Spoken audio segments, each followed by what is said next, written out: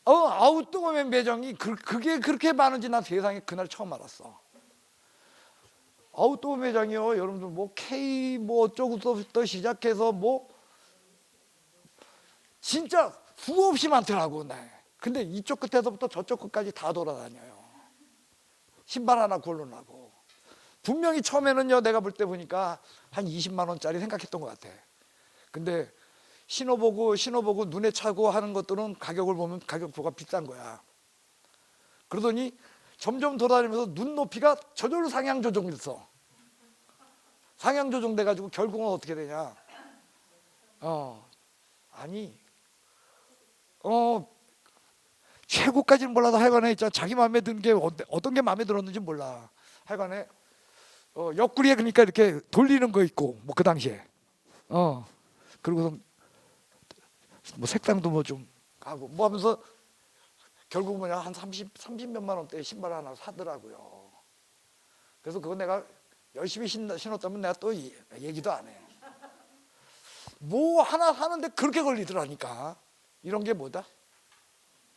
선매품이에요. 그러니까 물건을 고르는데 그냥 고르는 거요, 다른 거랑 비교하면서 고르는 거야. 그러면서 시간 어떻게 하는 거요? 그냥 있는 대로 투자하면서 하는 거. 이게 선매품이라는 거예요. 여기도 전문용품은 그게 아니고요.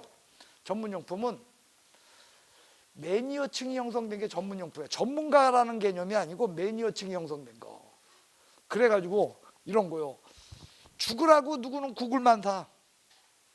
구글이 아니고 애플만. 그래서 애플 신제품 나왔다 하면 부산에서 그 신제품 최초로 판다는 그 뭐 어느 매장까지 가가지고 새벽부터 가서 줄 서. 이런 것들이 뭐다? 전문용품이에요. 그래서 전문용품하고요, 여러분들 선매품은 전혀 같은 거다, 다른 거다. 예, 전혀 다른 겁니다라는 거 좀 여러분들 기억해 주시기 바랍니다. 그래서 여러분들 꼼꼼하게 이것저것 비교하는 건 뭐야? 그거 전문용품 아니야. 선매품이야. 비슷한 듯 하지만 다 다른 것들이잖아. 됐어요? 그 다음에 구매를 위해서 시간과 노력을 아끼지 않는 물건. 그게 전문용품이야. 아까 제가 얘기했더니 그때 한 4시간 아니야. 여러분들 부산에서부터 온다니까 전문용품은. 됐어요? 그래서 선매품과 전문용품을 여러분들이 구별해 주시길 바라겠습니다. 됐어요? 예. 그 다음 공업입지예요. 공업입지.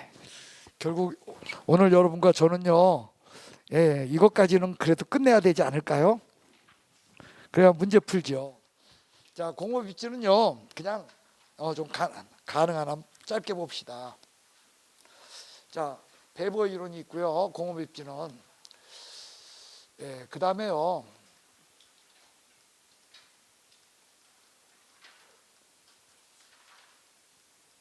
두 번째로 공업입지에 대한 두 번째 이론은요, 여러분들 래시 이론이 있고요. 그 다음에 세 번째는 아이샤드 이론이 있어요. 이론이 몇 개로 되어 있어요? 3개. 그러면요, 이 3개 이론의 차이점은 뭐냐? 자, 배버 이론은요, 여러분들 최소 비용 이론이에요. 무슨 이론이요? 예, 최소 비용 이론. 요게 배버 이론이라는 거예요. 그래서 배버는요, 공장이 쓰려면 비용을 최소화시킬 수 있는 곳에 공장이 입지해야 된다라는 것이 배버 이론이 되겠습니다. 그래서 비용을 갖다가 배버가 최소화시키기 위한 이론으로 잡는 것이 이 3개예요. 운송비, 노동비, 그 다음에 직접 이익이에요. 됐어요? 그래서요, 운송비와 노동비는 이건 어떻게 해야 될까요? 이게 적을수록 좋은 거야. 그런데 직접 이익은 적을수록 클수록, 이건 큰 곳을 찾아가야 된다는 거예요. 그래서 단계는 뭐냐? 뭐니 해도 운송비가 제일 중요해. 그래서 최초에는 운송비를 최저로 하는 점을 찾아요. 그래 놓고 이 운송비 최저로 하는 이 지점을 찾아가지고 여기로부터 동비용선을 그리는 거예요. 자, 이 지점이 운송비가 최저가 되는 점이야. 그걸 찾았어요. 뭐가? 교통비, 운송비가 최저가 되는 점을 찾아. 그래서 그 지점을 찾았으면 이 지점에서, 여기 보십시오, 이 지점에서 다른 점으로 옮기는 순간에 무조건 운송비, 교통비는 어떻게 되겠어? 올라가겠죠. 왜? 어느 점을 찾았으니까. 운송비, 즉 교통비가 최저가 되는 점을 찾았기 때문에 옮기는 순간에 교통비는 올라간다는 거야. 그런데 자, 요 지점, 요 부분은 뭐냐면 운송비가 5만큼 증가하는 점이야. 그리고 이 지점은 어떻게 되냐? 운송비가 10만큼 올라가는 지점이야. 그 다음에 요 지점은 어떻게 되냐? 운송비가 15만큼 올라가는 지점이에요. 자, 이럴 적에 여러분들 운송비만 갖고 볼 적에는 이런 데로 옮길 필요가 있어, 없어? 이런 지점으로 없다라는 거예요. 그런데요, 여러분들 여기 보십시다. 요 지점으로 옮길 적에 운송비가 얼마가 증가해? 운송비가 5가 증가했죠. 그런데요, 두 번째로 봐야 할 게 노동비라는 거예요. 노동비가 여기선 3만큼이 감소를 해요. 그러면 저 지점으로 옮길 필요 있어, 없어? 없어요. 왜? 3 감소하고 5 증가하니까 전체적으로 2가 증가하잖아. 그러니까 옮길 필요가. 근데 요 지점을 택했으니 노동비가 7만큼 감소를 해. 그러면은 운송비가 최소가 되는 요 지점이 유리한 거야, 요 지점이 유리한 거야? 이거 1A, 요거 B, C. B보다는 A가 유리하죠. 근데 C보다는 A보다는 C가 더 어때? 왜? 운송비는 얼마가 증가했지만 교통비가 얼마가 감소하니까. 그러니까 A에 머물러야 한다, 아니면 C로 옮겨야 한다. 그런데 요 D 지점을 봤어요. D 지점을 봤더니 여기는 어떻게 되냐면 운송비가 얼마 증가해? 10이 증가하는데 노동력이 15만큼 감소해, 여기는. 그러면 자, 이제는요, A에서 옮길 수 있는 대상은 C, D가 되고 B는 아니겠죠. 근데 C로 옮겨야 돼, 아니면 D로 옮겨야 돼? 예? 그게 두 번째 얘기라는 거예요. 노동비에 따른 두 번째 최적 조건을 찾는다는 거예요. 이걸 찾기 위해서는 운송비가 최저점을 찾고, 그 다음에 뭘 그린다? 등 운송비 곡선을 그리고, 그 등 운송비 곡선 상에서 뭐를 최소화시킬 수 있는? 노동비를 최소화시킬 수 있는 지점으로 이동하면 된다는 거야. 근데 같은 줄이지만 누가 최소화돼? C가 최소화돼, D가 최소화돼? D는 5만큼 감소인데 C는 2만큼 감소니까. 그러니까 지점을 어디로 잡는다? 이렇게 해가지고 결국 뭐냐면 배번은 비용을 어떻게 할 수? 최소화할 수 있는 지점에 뭘 잡는다? 공장을 잡는다라는 것이 배버의 이론이 되겠습니다. 돼서요? 그 다음에 마지막은 뭐냐? 기업들이 몰려있게 되면, 그렇다면 거기에 집적이익이 향유돼. 근데 이 지점입니다. 여기는요, 여러분들 운송비가 일로 가게 되면 운송비가 10만큼 증가했죠. 10만큼 증가했는데 노동력은요, 여러분들 여기서 8만큼 감소를 해요. 그러면 전체적으로 얼마만큼 2가 증가한 거죠. 전체적으로. 근데 여기에는 다른 기업들이 이렇게 몰려 있으면서 여기에는 이쪽으로 옮기는 순간에 집적 이익이 10이라는 것만큼 집적 이익을 더 누릴 수 있어. 그 얘기는 비용을 얼마만큼 감소하는 거랑 같아요? 10만큼 감소시키는 거랑 같은 효과가 있겠죠. 그러면은 전체적으로 얼마가 감소하는 거야? 18이 감소하죠. 얼마가 증가하고? 10이 증가하고 18만큼 감소하니까 전체적으로 얼마? 8. 그러면 여기는 얼마였어? 5지요. 근데 여기는 8이 감소해요. 그러니까 어느 점이 좋다는 거야. 그래서 최종적으로 논하는 것은 집적 이익까지 논해서 최저가 되는 그런 점을 찾아간다라는 거예요. 여기까지 이해가 가십니까? 예, 이것이 누구 이론이다? 예, 그래서 배버 이론에 의할 적에는요, 어떤 산업은 원료 지향적인 산업이 되고 어떤 산업은 시장 지향적인 산업이 되는가를 논하는 것이 여기 이론으로. 자, 기본적으로 여러분들 이거죠. 원료는 무겁고 제품은 가벼워. 그러면은요 원료를 운송하는 데 비용이 많이 들어, 제품을 운송하는 데 비용이 많이 들어. 그러니까 어디 근데 공장이 있어야 돼. 그러니까 그때는 원료 지향형 입지가 되는 거예요. 여기서 제품이 무거우면, 원료보다 제품이 무거우면 어디로 가야 돼? 시장 옆에 가야 된다는 거예요. 그게 여러분들 거기 첫 번째 얘기예요. 중량이 증가해. 그러면 어디로 간다? 이게 제품이 더 무겁다는 거야. 그러니까 여기 시장 지향성이야. 근데 중량이 감소해. 그 얘기는 제품이 무겁다, 원료가 무겁다? 원료가 무거워. 그래서 원료 지향성이다. 그런 얘기예요. 요게 요 얘기입니다. 그 다음 이럴 적에는요, 여기서 여러분들 M이라는 게 뭐냐면은요, 그게 원료 지수예요. 뭐라고요? 원료 지수라고 하는 것은요, 제품 무게분의 원료의 무게예요. 그게 원료 지수예요. 뭐분의 뭐? 제품의 무게분의 원료의 무게. 그러니까 뭐가 더 무겁다는 거예요? 여기서 얘가 1보다 크다는 것은 뭐가 더 무겁다는 거야? 제품이 원료가 더 크니까 무거우니까 원료 지향성이에요. 저게 같은 얘기라는 거예요. M이 뭐요? 원료 지수예요. 그 다음에 입지 중량이라는 게 있어요. 입지 중량은 여기서 말하는 원료 지수에다 2를 더한 거야. 그러니까 입지 중량은 2를 기준으로 해, 2를 기준으로 해. 2를 기준으로 해요. 그래가지고서 여러분들 저 원료 지수하고요, 그 다음에 입지 중량 제발 좀 구별해 주세요. 그래서 입지 중량은 2를 기준으로, 원료 지수는 1을 기준으로 이야기한다. 이렇게 나눠서 보시기 바랍니다. 그래서 거기 입지 중량은 여러분들 1보다 크다. 저 2보다 클 적에 그 2를 기준으로 한다. 그 다음에 여러분들 부패하기 쉬운 것들, 이런 것들은 원료가 부패하기 쉬우면 어디로 가? 원료 산지로 갈 것이고, 제품이 부패하기 쉬울 적엔 시장으로 가야겠죠. 원료가 부패하기 쉬우면 원료 가까운 데로 입지해야 되고, 제품이 부패하기 쉬울 때는 어디로?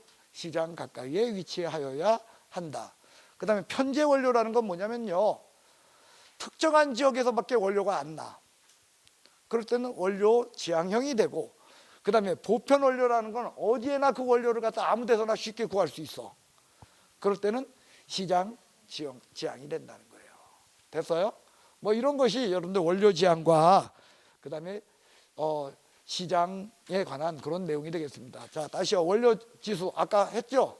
제품분의 원료. 됐어요? 뭐분의 뭐? 제품분의 원료 지수요. 여기에 대해서 여러분들 이거고, 입지 중량은 여기에다가 제품 중량까지 합친 거야.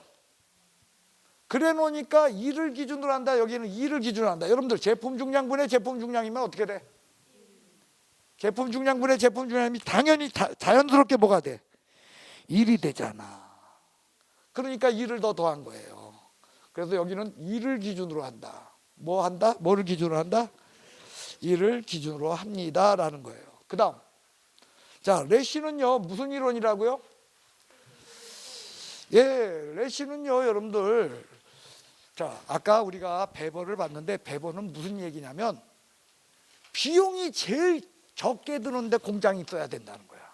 그런데 레시는 무슨 철없는 소리냐, 무슨 소리냐, 물건을 제일 많이 팔 수 있는 곳에 공장이 위치해야지 라는 것이 누구 이론이다?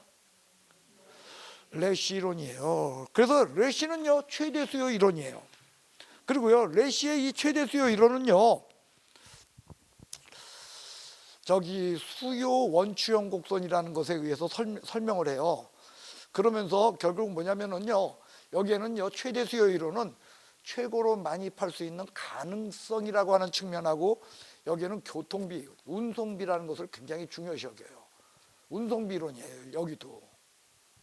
예. 수요 원추형 모델이라는 걸 통해서요 이걸 설명을 해요.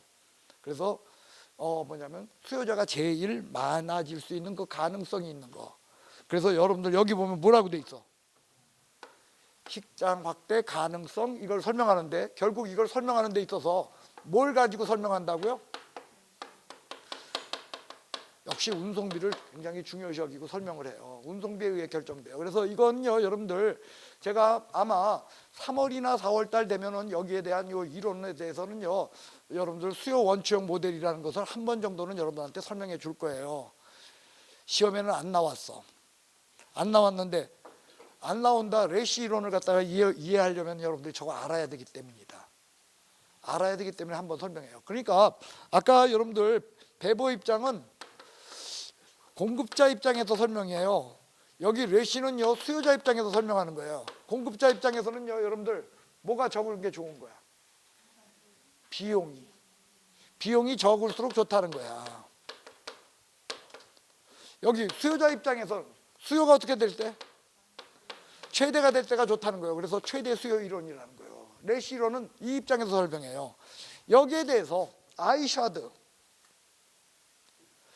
자, 아이샤드는 통합 이론이니까 수요와 공급을 동시에 봐요. 수요와 공급을 동시에 본다는 건 뭐냐면, 비용은 어떻게 하고? 최소까지는 안 가. 비용은 줄이고, 수요는 해서 늘려서, 결국 뭐냐면요, 여러분들 비용이 최소가 된다고 반드시 최대 이윤이 되는 건 아니야. 그 다음에 수요가 최대가 된다고 해가지고서 반드시 최대 이윤이 되는 건 아니라는 거예요. 그래서 여기는 수요와 공급을 동시에 봐가지고 이거요.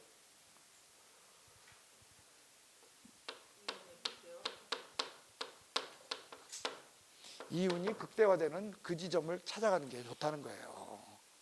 그러니까 두 개를 동시에 봐야 된다는 거예요. 이게 누구 이론이다? 아이샤드 이론이라는 거예요. 수요와 공급을 동시에 본 이론이에요. 자, 여러분들 시간은 됐지만 제가 요거 조금 한번, 이게 왜 여러분들이 이해를 못하는지 한번 봅시다. 자, 여기 보십시오. 자, 물건을 100개를 만들게 되면은요, 네?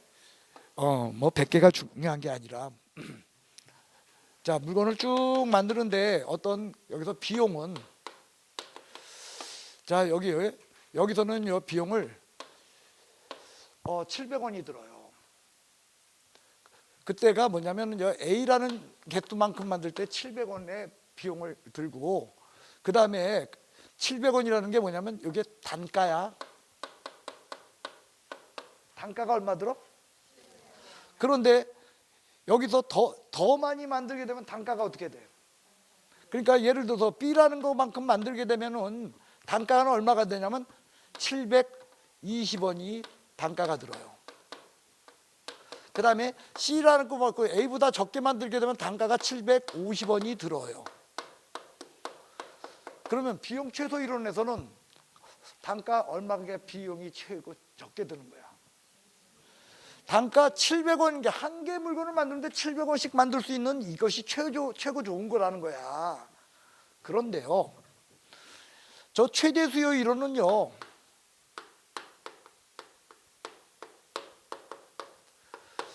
자, 단가 750원에 만들면은 이 물건을 갖다가 얼마를 받냐면은, 이때는 이 물건을 갖다가 900원을 받을 수 있어요.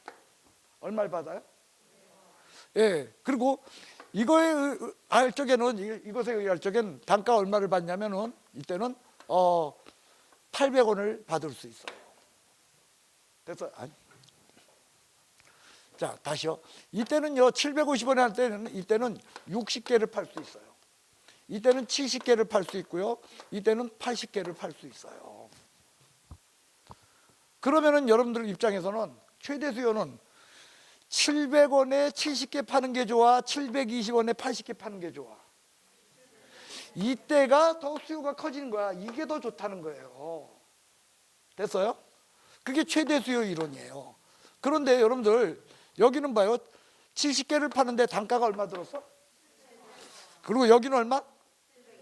그런데 이때는요, 700개를 만들게 되면 이걸 갖다가 800원을 받을 수 있어요. 얼마? 그리고 720개를 만들면 이때는 얼마를 받냐면은 810원을 받을 수 있어. 얼마를 받을 수 있어? 그러면은요, 여러분들 결국은 여기는 얼마가 남는 거예요? 700원에 100원을 남기죠. 100원을 남기니까 70개니까 얼마가 돼? 100원에 70원이니까 7만 원을 버는 거 되죠. 근데 여기는 90원에 팔고 얼마? 720원을 받는다는 거예요. 그 다음에 C의 경우는 자, 3개 하면 730원의 단가가 들어가요. 단가가 얼마? 730원의 단가가 들어가. 근데 여기에는 최대 수요, 이게 80개지만 여기서는 어떻게 되면 75개밖에 안 돼. 몇 개밖에? 근데 여기서 만약에 900원을 받을 수 있다면 730원이지만 적어도 최대 수요 아니죠. 75개밖에 못 팔잖아. 근데 여기서는 몇 개를 얼마를 받을 수 있어? 900원을 받을 수 있다면 얼마가 남아? 170원이니까 그죠? 여기서의 수익은 어떻게 돼? 더 커질 수 있다는 거예요. 그러니까 수요가 최대가 되는 점과 비용이 최소가 되는 점과 그 다음에 이윤이 극대화되는 점은 반드시 갖다 대개는 다르다. 기업의 궁극적인 목적은 뭐예요? 기업의 궁극적인 목적은 이윤 극대화예요. 그런데 기업의 단기적인 목적은 반드시 이윤 극대화다 아닐 수도 있다. 예, 예를 들면 이거예요. 핸드폰 시장에서 LG나 아니면 그 중국 핸드폰들은 시장 점유율 극대화 전략을 써요. 지금 자기 제품들은 안 팔리니까 시장 점유율을 어떻게? 극대화하기 위해서 가능한 한 가격을 어떻게? 후려치고서라도 그래 그 전략을 써요. 여기에 대해서 삼성전자는 뭐요? 최대 수요 전략을 써요. 제일 많이 팔리는 전략을 써요. 그래서 그러니까 과거에 한때는 삼성전자 제품이 핸드폰이 어떻게 됐어? 세상에서 제일 많이 팔려. 그런데 애플은 어떤 전략을 쳐요? 이윤 극대화 전략을 펴요. 그래 놓다 보니까 삼성전자 폰이 2개 팔릴 때 애플은 1개 팔려. 근데 삼성전자가 그러니까 2배로 많이 파는 거야. 애플보다 2배로 팔았어. 근데 삼성전자의 순수익은 1조라면 애플의 순수익은 4조야. 왜? 순수익 전략을 누가 썼으니까? 애플이 썼기 때문이에요. 궁극적으로는요, 여러분들, 궁극적으로는 뭐냐면 이윤 극대화지만 단기적 목표는 반드시 이윤 극대화다 아니면 전략이 달라질 수 있다. 그거래요. 그래서요, 여러분들 공장의 입지론을 보는 데 있어서 과거적인 사고방식은 뭐냐면 비용이 최소화된다라는 배버 이론이었어요. 그런 것을 래시라는 사람이 등장해가지고 비용을 줄이는 것보다는 뭐다?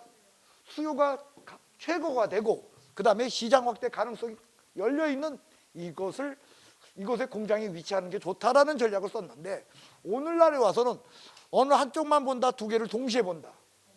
그 동시에 봐서 최대 수요도 최저 비용도 아니고 뭐가 극대화되는? 이윤이 극대화되는 그 지점에 공장이 위치해야 된다는 것이 아이샤드 이론이라는 거예요. 죽으라고 했어요.